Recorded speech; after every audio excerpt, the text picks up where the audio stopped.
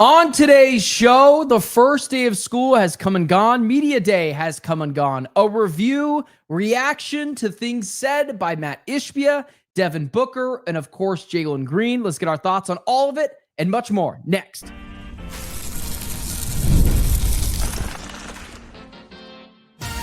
You are Locked On Suns, your daily Phoenix Suns podcast, part of the Locked On Podcast Network, your team every day.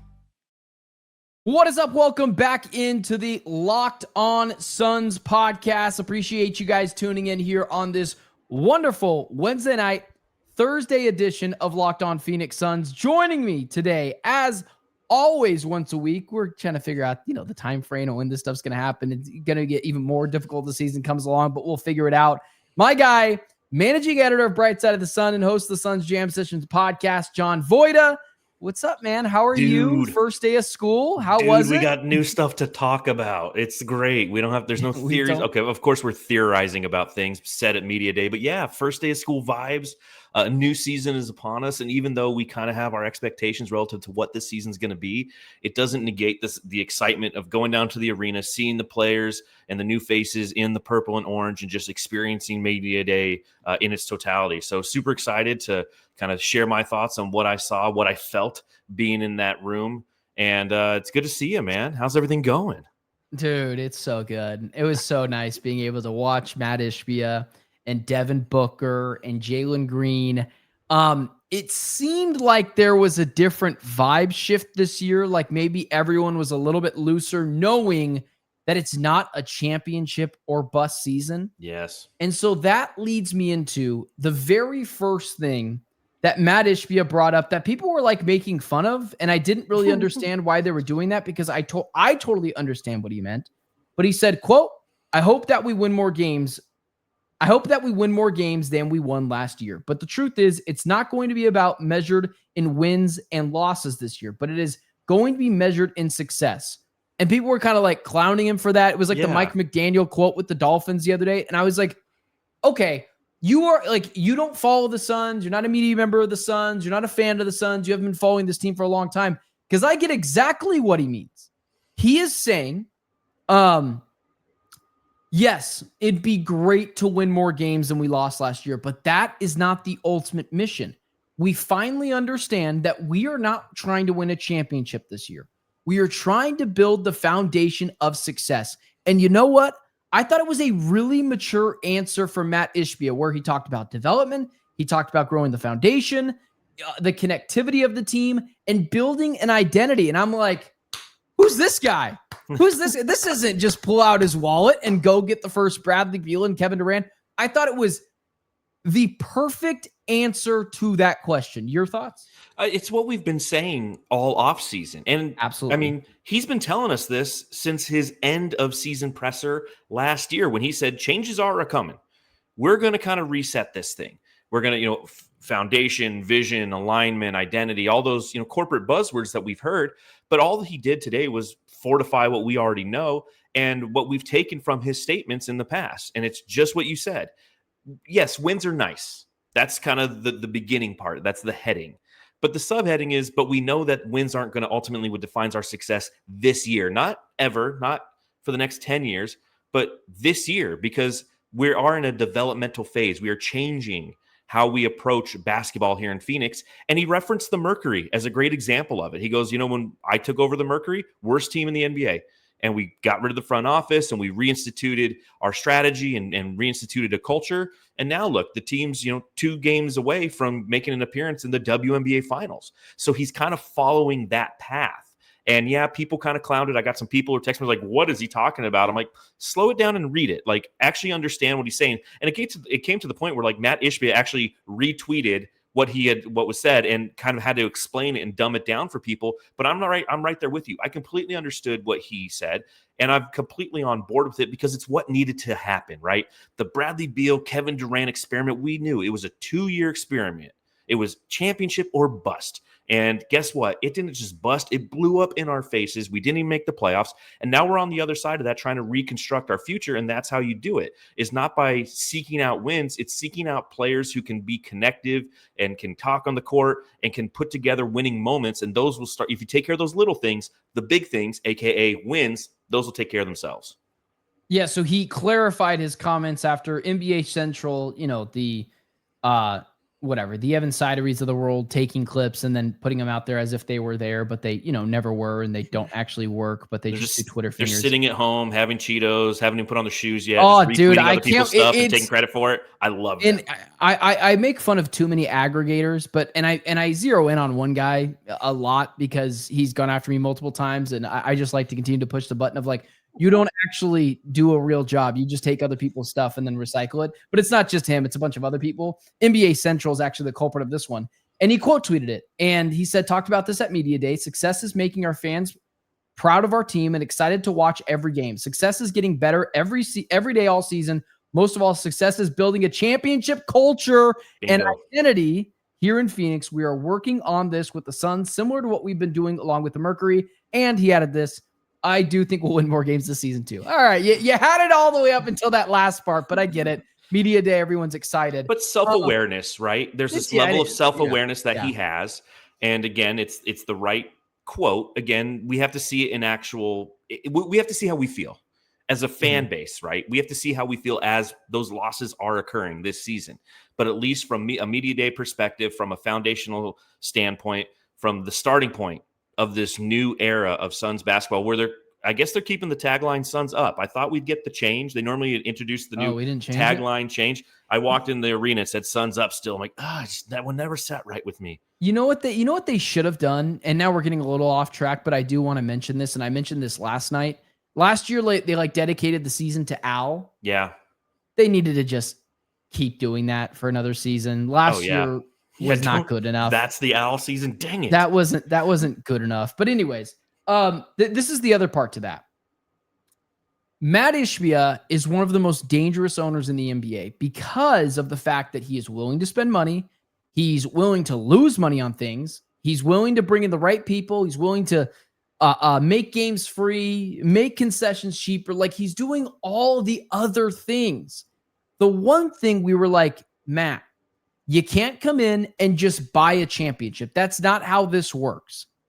Do you think that he has finally matured from what he's saying here into we are not just superstar hunting anymore. We're into player development. We're into building a culture. We're into building an identity. I made a mistake. I'm not going to double down on it, triple down on it. Let's fix it here. Do you think, because I'm kind of starting to get the gist of like, oh, this guy's starting to get it. And if he continues to get it, he's going to be an A+ owner for years to come. Like, that's not debatable.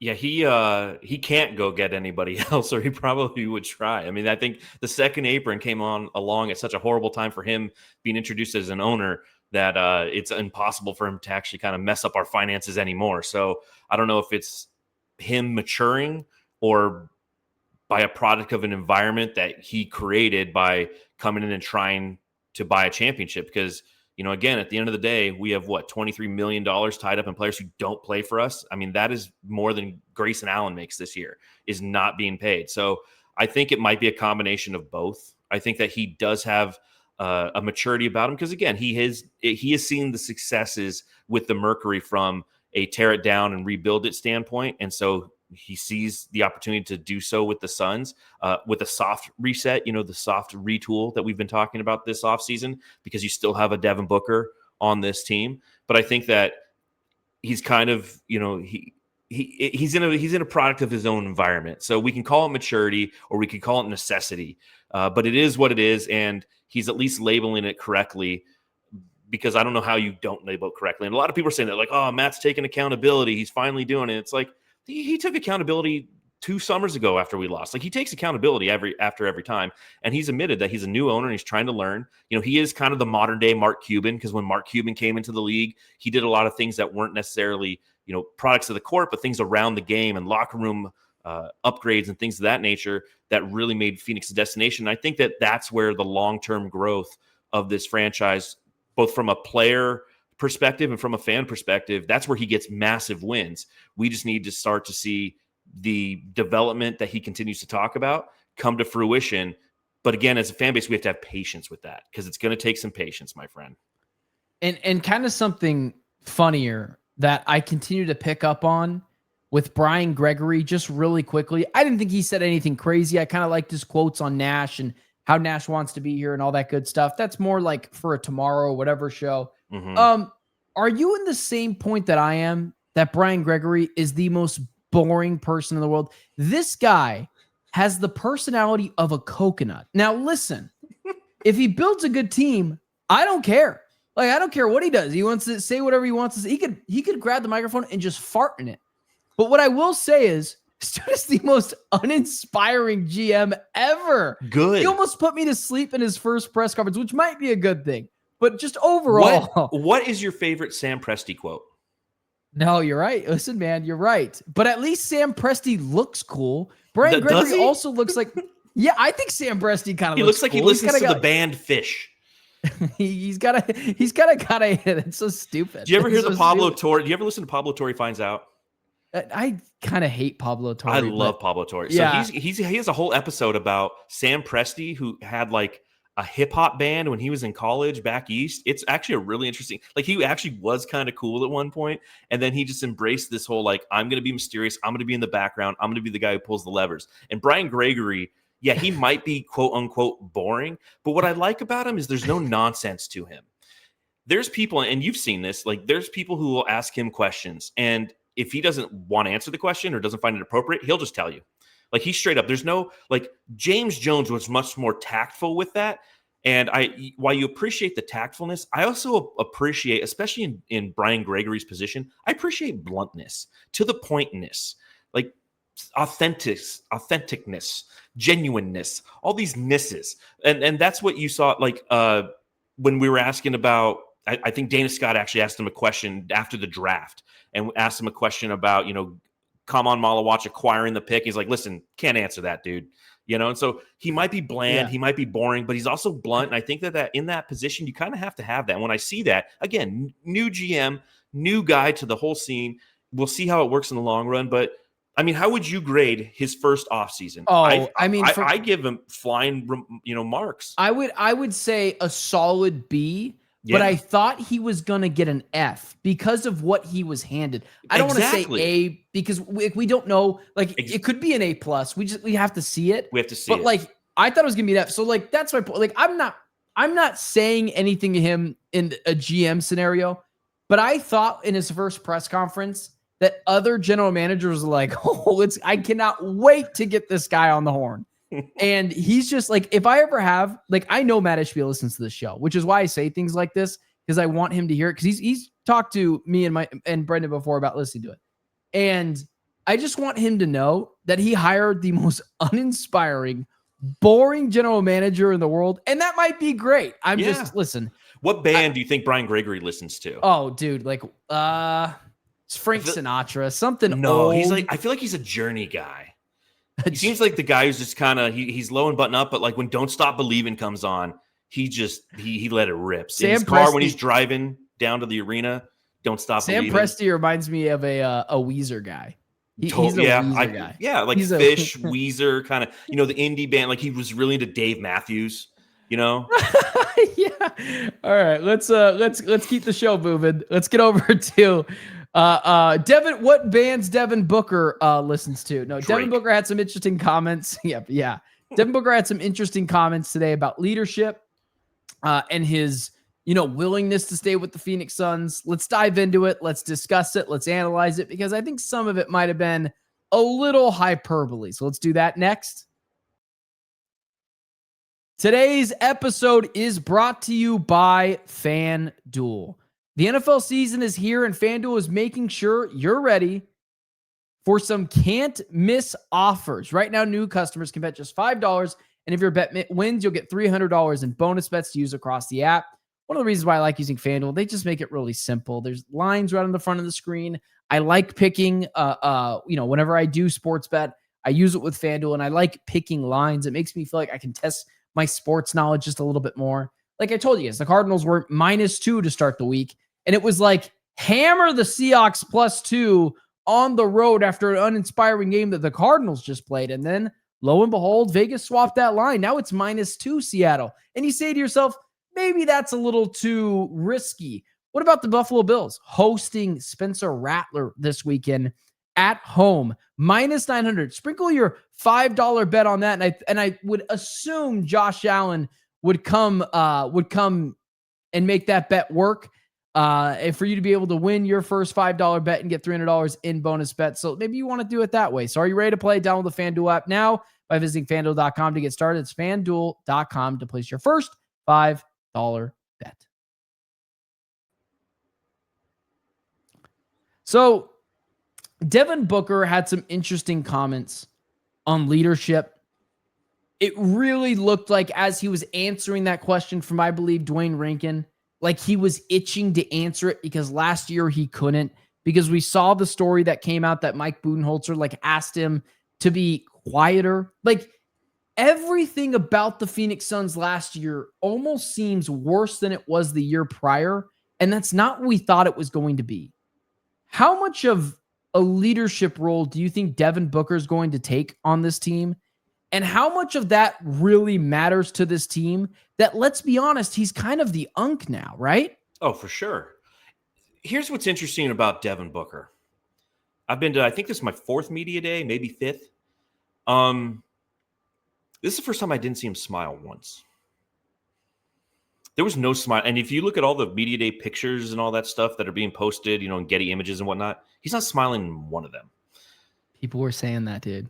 And like, I wonder what that means. I wonder if he's coming in now. One, I think he's in his 11th season. He knows the process. He's just trying to get through the process and get to training camp and let it start. So there's not necessarily that excitement that like a rookie has coming in to answer questions and to experience everything. He's done it multiple times.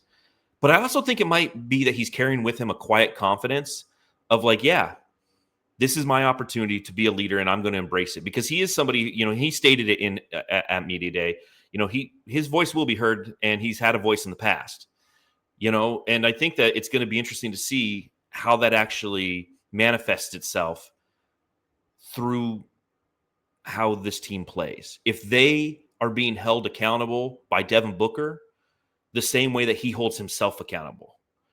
And I think that's going to be interesting. Now, there are some quotes that he had with John Gambadoro kind of afterwards, where he said, I don't think there was any hatred in our group, in our last group amongst the guys. I just think when you're all on a different plan and you don't have the same common goal or the same objective, that's what it turns into. And then he added, the last 2 years were the toughest of my career. So there's a lot you can take from that, combined with his demeanor, combined with the way that he was answering questions relative to leadership. I think Devin Booker might unload on the NBA this year. And I think it's going to be a very intriguing and fun watch for Suns fans, because we know what Devin Booker can be. And now that he's unk and he's got these young, energetic guys around him who revere him and respect him, the end result could be entertaining. It might not be wins and losses, but it might still be a successful season. Do you think, I think Devin Booker feels forgotten. I think these last 2 years, after being on top of the NBA in every top 15 ranking, every top 10 ranking, MVP votes, finals appearances, that he was so close to being at the pinnacle at the top in the NBA. And he has just been forgotten, not because his play has been horrendous. Sure, last season was a little bit of a down year to Devin Booker standards, but still an all-star year, still an all-star caliber year. It feels like this year he's gone back to pre-NBA Finals Booker, where now he has to prove it all over again, and he's kind of pissed off that he has to do so. That's what he looks like. He looks pissed off. And again, I don't know if that's a good thing or a bad thing. Is it pissed off because, to your point, I've been forgotten? I'm no longer amongst the top tier players when you talk about this league. Here I am in my prime, and you're not even giving me the credit that I've earned throughout my career? Or is he pissed off because of the situation he's in? He's like, yo, I'll take the money. But dude, I got nothing but young guys around me. I have to be the leader. I mean, we're going to learn a lot about Devin Booker just as a player and a person this year. I don't think that's ever going to deter us from our overall understanding and belief that he is the best son in the history of the franchise. I mean, there's obviously debatable. He has yet to win an MVP like Steve Nash or Charles Barkley, but due to tenure and everything, he is one of the greatest sons. So I don't think anything he can do can deter from that. But how he approaches this year is going to speak volumes about his character and his ability as a basketball player moving forward. And then what do you think about his thoughts on wanting to be here? Like, I'm going to be very honest with you. This is why I feel like I think I connect better with the audience. I'm willing to peel back the curtain and tell them exactly what I feel and not kind of sugarcoat it. Devin Booker, I'm sure, loves it in Phoenix. I'm sure he would wish to be here, but I don't think it's like this glowing, I want to be in Phoenix forever. I think if it went sideways for 2 more years, he could ask out, and I would understand. I wouldn't think less of him. Everyone does it because he talked about like this loyalty and he gave the PR answer, but let's call it what it is. Devin Booker wants to be here because he's about to make $70+ million a year, right? Like, I know he loves it. Like, both things can be true. But I don't think he signed that contract and didn't look at the money. He was like, $73 million a year, and I like it here. I want to be in Phoenix. Like, I don't know if it's just like this glowing, exuding, I want to be in Phoenix forever, right? I think at this moment in time it is, but there's always an understanding that could change, and that's the business of the NBA. At the end of the day, every player is considered an asset. As dehumanizing as that might feel, that's the reality of the situation. So there could become a time when the Phoenix Suns are saying, hey, we're paying him too much money. We have an opportunity to really reset, trade him away, get pieces back, get draft capital back. That's going to better our situation in the long term. And I'm sure that he, being in this industry, being around guys like Bradley Beal and Kevin Durant and Ricky Rubio and Chris Paul and all the mature players, going back, PJ Tucker and Tyson Chandler, he understands the business side of it. So I think that, yes, in a perfect world, he would love to stay here and everything would be hunky-dory for the rest of his career and he could ride off into the sunset, being someone like his, who he looks up to in Kobe Bryant and being a one franchise player. But every situation's unique. Every year is unique. And at this moment in time, I think it was mutually beneficial for him and the Suns. And time will tell if that will continue to happen. If this development that's occurring around him, knowing that this season is a building block season and seeing where we're at this time next year or this time during the All-Star break in the 26-27 season, that's when we'll really have a better understanding of where Booker's loyalty lies. But I think that, like you said, 2 things can be true at once. He is loyal to Phoenix. He does love Phoenix. He loves being here. And until the team, kind of goes otherwise, right now, makes sense. No, he's absolutely the right guy to build around. But I just thought his quote was, I just wish someone would be like, and $73 million a year ain't a bad deal, is it? Like, and 70 a year is not that, like, it's a good thing. Lastly, let's wrap up the show here. Jalen Green mentioned something really interesting in his presser. And I also want to throw a little bit of a theory out to my guy, John Voida. So let's analyze that next.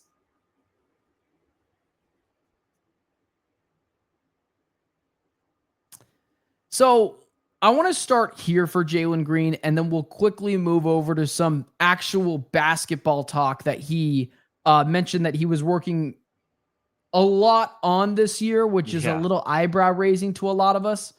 So Jalen Green was just dumped by the Houston Rockets. And one of the things that I was looking for was a sense of maturity that has came over Jalen Green. Not like a sense of maturity that like he needs to be this type of player to succeed in the NBA. I mean like natural maturity, where for the first time in his life, someone cut him from the team. Someone, despite all their success, said, we're better without you. And in fact, we already saw what happened with Tyrese Halliburton. And we already saw what happened with who's the other guy? SGA. Jason Tatum? Those 2 guys were traded. So we already saw what happened with Tyrese Halliburton. We already saw what happened with SGA. We're not worried that you're going to make us pay like those guys did, trading for an aging star.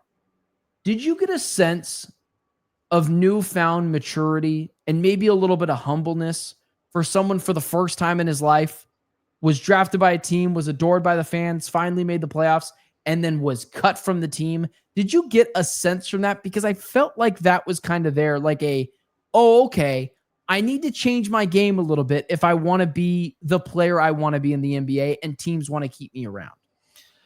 Devin Booker came in pissed off, it appeared. Jalen Green came in kind of lackadaisical. I wasn't inspired by what he said. I wasn't inspired by his body language or tone. And again, there's only so much you can take from these media day interviews, but there are some who are inspiring. Like Nigel Hayes Davis was absolutely stellar. And He's a smart dude. Dude, I have a 2,500 word piece coming out tomorrow on Brightside about his interview alone. It was just fantastic. Jalen Green was the exact opposite of that. I really wasn't inspired. He kind of just, again, to your point, somebody who's coming in who was just traded, like Dylan Brooks was candid. He was sharing, he's just like, yeah, like I kind of, okay, I didn't see it coming, Jalen Green just kind of was, okay, I'm okay. He just felt okay with it.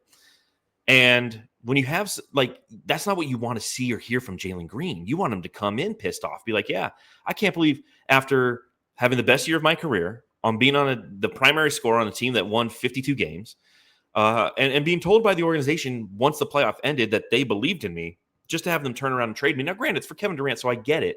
But at the same time, you think that would be inspiring, motivating, something that he's going to come in and maybe communicate better to the media who's asking him questions about these kind of situations, that he does have that fire in his belly, that desire to prove the naysayers wrong, to prove that organization wrong.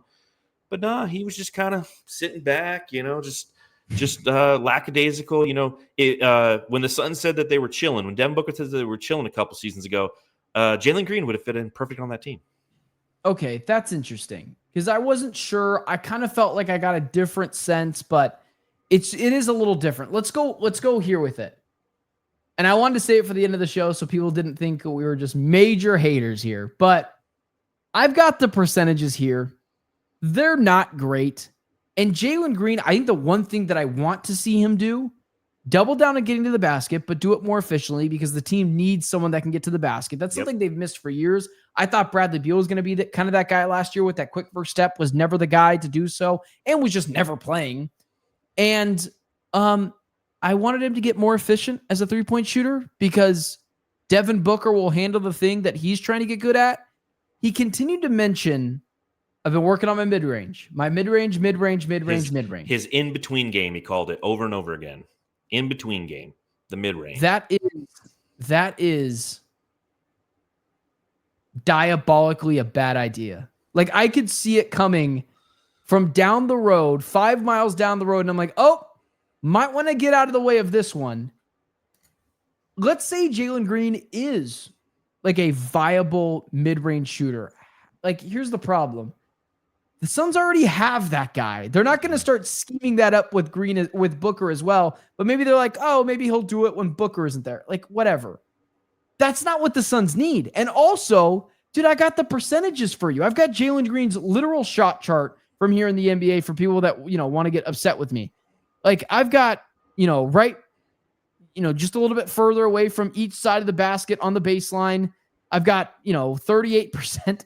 I've got 35%, 34%, like everywhere in the mid-range area. I've got it painted, and I guess I should have screenshotted this, but 34%, 37 out of 103, so 35%. Like, the numbers aren't great. And then I kind of look at it over here at per NBA, 20 to 24 feet from the rim.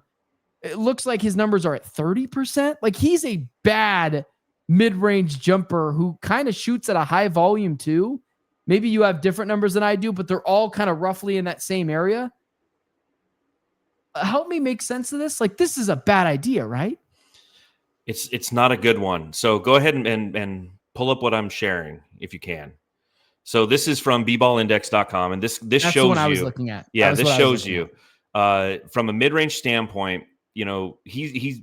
He's got a lot of work to do. 35.2% overall. And maybe that's why he's working on it. So maybe that's a good thing. Okay. You got to maybe look at it in that through that lens, if you will. Corner threes, if you look on the left side, he's 45.5. On the right side, he's 26.7. Anything on the right side of the floor, he is just unbelievably bad at, which means that if you force Jalen Green to go left, he is going to most likely, miss 3 out of 4 shots. So perhaps that is what he's working on. Now, that being said, I think the thing that takes us both aback is the sheer fact that we just experienced this, that we just had 3 guys, Devin Booker, Bradley Beal, Kevin Durant, who all excelled in the mid-range. Now, granted, Devin Booker, Bradley Beal and Kevin Durant were really, really good from beyond the arc. So they could alleviate some of that pressure, at least by getting out further from the hoop. But there was too many chefs in the kitchen, and we don't need a guy to come in here and just be another chef in the kitchen. I'm right there with you. Attack the basket, work on getting to the foul line, work on opening up the offense by creating pressure on the cylinder, and then nail your threes when you have an opportunity to do so. That's what success is for Jalen Green this year relative to how he attacks the offensive end. Not shooting a bunch of mid-range shots. Now, again, you take a look at the chart that we have up on the screen, and yeah, he could use some work on his in-between game, as he calls it. So perhaps that is why he's working on it, because there's definitely an opportunity to get better there. That's a much more mature way of going about it. I just saw that, and I was like, I was kind of hoping you'd wish on your work on your 3-point. Yeah, me too. That's what I was hoping he would say. And those percentages are a little bit better than in the mid-range, but it's because he shot a million of them a game. I think it was eight of them a game, if I'm not mistaken. He shot 8 of them a game and made like 2. So I was like, maybe you should work on that thing. And so I immediately looked at I didn't need to read a tweet. I immediately sparked in my mind, and I got up that same shot chart that you have on my screen right here. And you're going to need to show me how to do that smart StreamYard doohickey stuff. And I'm looking over it, and I'm like, God, you're right. On the right side, I've got 34 and 35%. And it's like a lot of – he shot 71 from he shot 37 of 103 from the right side. And all of them are below average. Mm-hmm. Every single one is below league average. And it's like, that's just not where I thought Jalen Green was going to go, because if he's going to be this next level player, the running mate to Devin Booker for years to come, he needs to complement Devin Booker, not become Devin Booker. Well, exactly. And to that point, 33, you look at his shot diet, 33.7% of his shots were by the rim, which is 8 feet or under. And then 46% of his shots were from beyond the arc. So when they asked him, well, what are you working on? Well, he's working on, again, his in-between game. That accounts for 11.4% of long mid-range, which is 16 to 24 feet, and 8 to 16 feet was 8.9%. So he's spending his time working on the part of his shot diet that he possesses the least. You should probably try to improve your efficiency where your shot diet is more, going to be effective because you're more comfortable taking a shot. There's more opportunity to take them, especially within the confines of this offense, where Devin Booker is the guy you're trying to have come off back curls and play some of the Klay Thompson role, if you will, getting himself open in the mid-range. And again, so that's where I have a level of concern. Jalen Green is such a unique case this upcoming season. So much of the success as it pertains to wins and losses rides on what Jalen Green can do, and ultimately development of other players. He mentioned it at Media Day. He's never had somebody like Mark Williams, a lob threat, things of that nature. So we're going to see his development in that capacity too. And that's, he said, he's like, I've had Şengün. That guy, you pass it down to him in the pocket and he just kind of navigates and does his thing. He's not trying to rim run, run high screen and rolls for a lob threat. So how does he execute in that space too? It's going to be that's what makes the season exciting, is like watching Jalen Green, seeing what that development looks like, seeing if he's taking the next step, seeing how he operates in this new offense with a young coach and young, hungry players who are going to put him in situations that he's never seen before. And how does he adapt to that? And who does he become? All of that is what makes the 25-26 Suns worth watching. 100%. And last year, they were not worth watching at all. But with that being said, my guy John Voight is about to go jump on a different stream here in just a moment and go do his Suns Jam Session podcast. He's also the managing editor for Bright Side of the Sun, so all the good stuff that comes out from over there, It's probably from one of his other employees, but he at least manages it. No, I'm kidding. I have to manage and edit it. Yeah, he's got a manage. He's got a 2,500 word piece by the time this comes out on Bright Side of the Sun. So be sure to be able to check that out as well. Thanks you so much for tuning in today on Locked On Phoenix Suns. Don't forget to like, share, subscribe, potentially even tell a friend about the show. For everyone tuning in, it's officially basketball season. For John Voida, for myself, it's going to be a hell of a season, man. It's going to be a season. Hell. As opposed of the season from hell that was last year.